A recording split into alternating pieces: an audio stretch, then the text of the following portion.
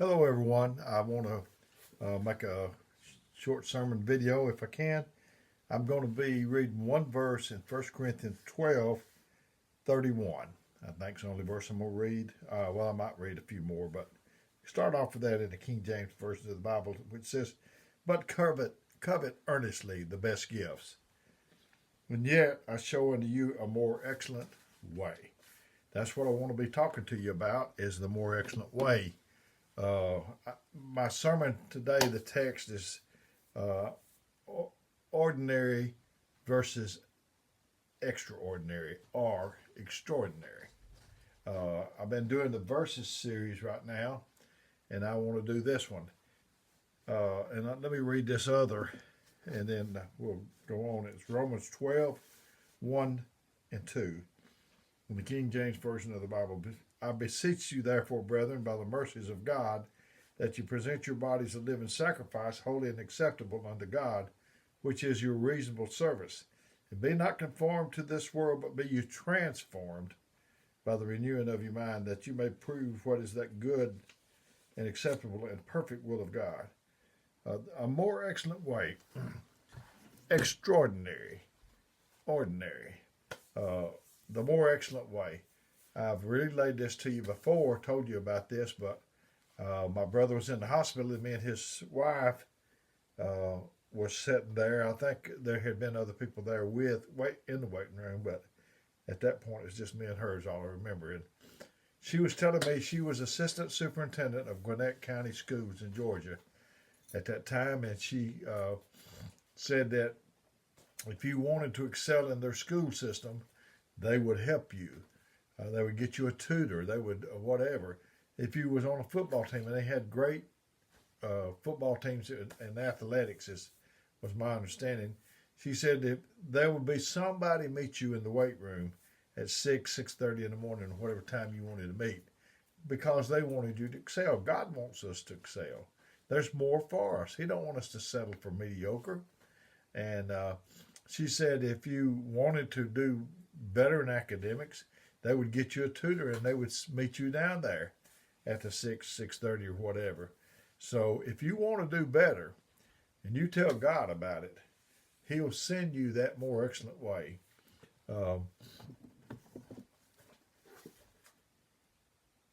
He said, "Be not conformed to this world, but be you transformed by the renewing of your mind." You have to. You can't go on with the mind you got. You got to get a new mind. Uh, you can't.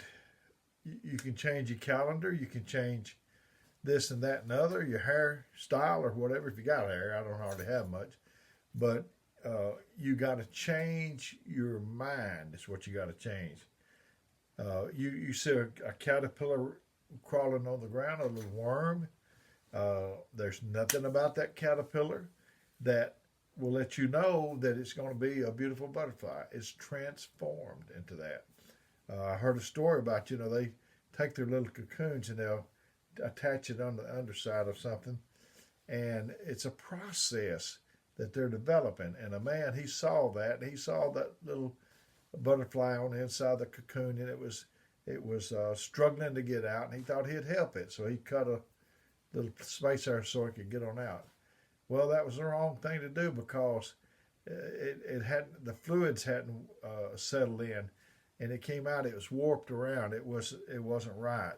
It needed that time of development. Transformed from ordinary to extraordinary. You can be transformed from ordinary to extraordinary. Uh, you have to work on it, but it can be done. Uh,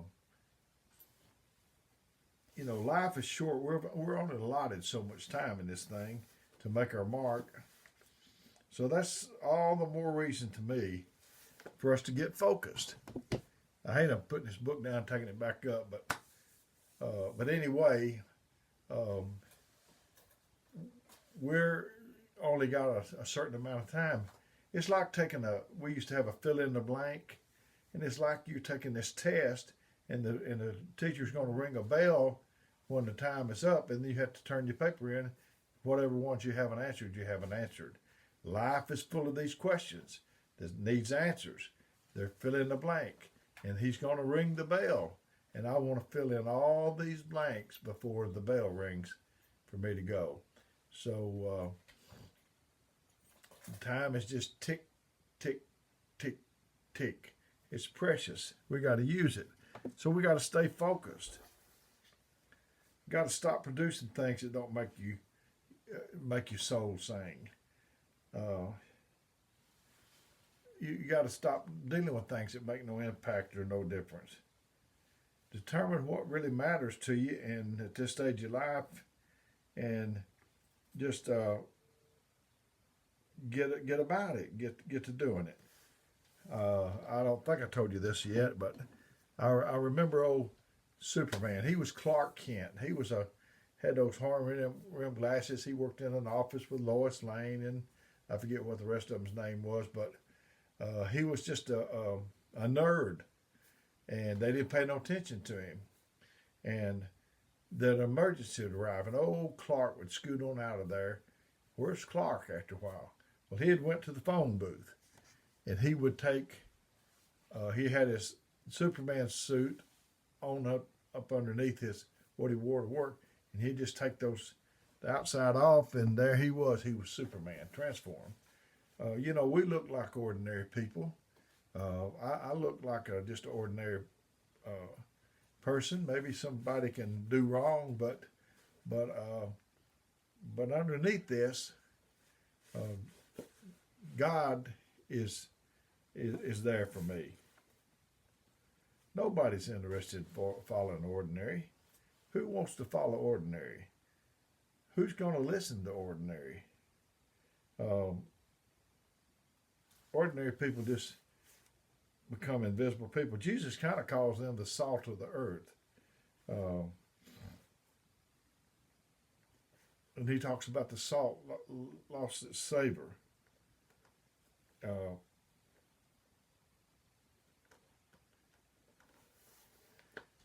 Ordinary, good is the enemy of great.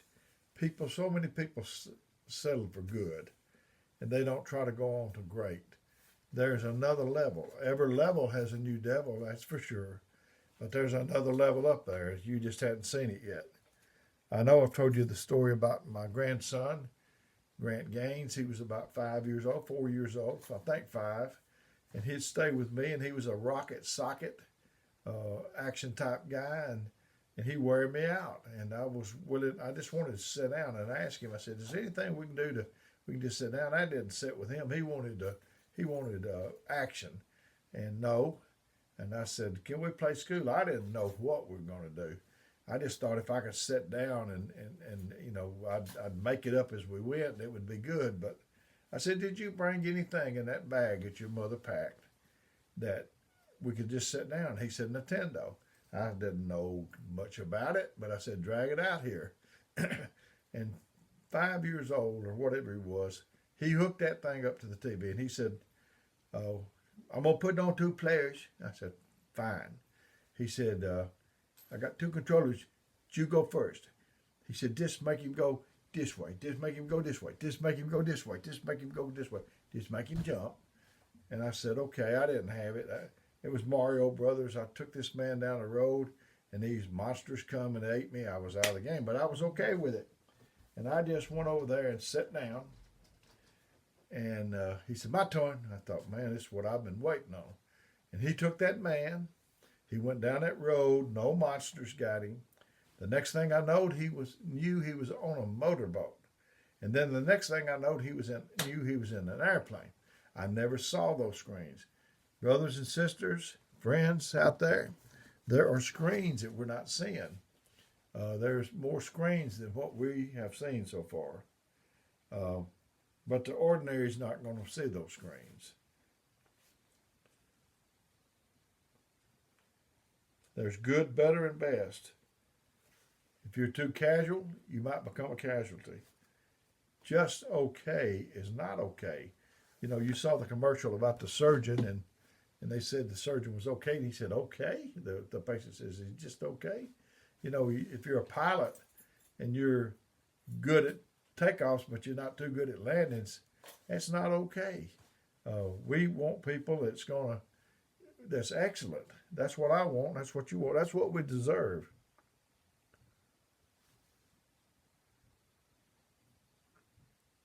But you could be so casualty that you'll become a casualty. We go to the doctor. Some of us do. Some do. And when we do, uh, he'll give us a prescription that's going to make us better. And my theory is if we're going to go to him, we need to do what he says as much as we can. So uh, you need to do what the Bible says. It's the prescription. He's got the prescription. It's like a recipe. My wife, she makes the best cornbread. I'm telling you, I hate to brag too much on her, but she's good. Best cook I've ever seen. And when she dies, a lot of people like her chocolate cake and other things she makes, but I don't know what she puts in the thing. And when she dies, that's going to die with it. But when she mixes that up, if she does it the same every time, it's the same results. There's a recipe for this. You have to have extra effort. Uh, Too many people is settling. All the settlers that there are out there. They have a lawsuit. They're going to sue for $1 million. And the other side says, well, would you consider $500,000? And no, I'll take 750,000 or whatever. They keep going back and forth. And finally, the man that wanted $1 million, he may settle for $550,000 or something like that. So you got to. We're doing a lot of that settling. There's things out there for us, and the great things of God, they don't go on sale in the bargain basement. They cost the full price every time. As a matter of fact, you have to have extra effort to get to them, not just extra. You got to be extraordinary, and you got to have extra effort. The cemetery, I've told you before, is the richest place that I know of. It's richer than Fort Knox. It's richer than the gold mines. Because in the cemetery, there's people that had talents that we'll never see. Songs that was beautiful that we never heard sung. Sermons that they could preach and we never heard them. And they just sold themselves short. They just settled. So I'm trying to get you not to settle. This is our birthright. Don't be like Esau and sell your birthright. This belongs to us. It's our inheritance to pass on to our children and their children. So I want to be extraordinary. I want you to be extraordinary, and I don't want us to settle for less. Because if we do, by the time it gets down to our children and their children, they're not even gonna recognize it as we had it and as we saw it. So may God bless you is my prayer. My phone number is 256-508-4410. And you can call or text me. I might not get back to you right away. But the reason I'm giving this number out to you is because I care about you. Who are you talking to, brother? I'm talking about whoever's listening to this. I care about you. And I want to help you as much as I can. And so may God bless you until we do this again.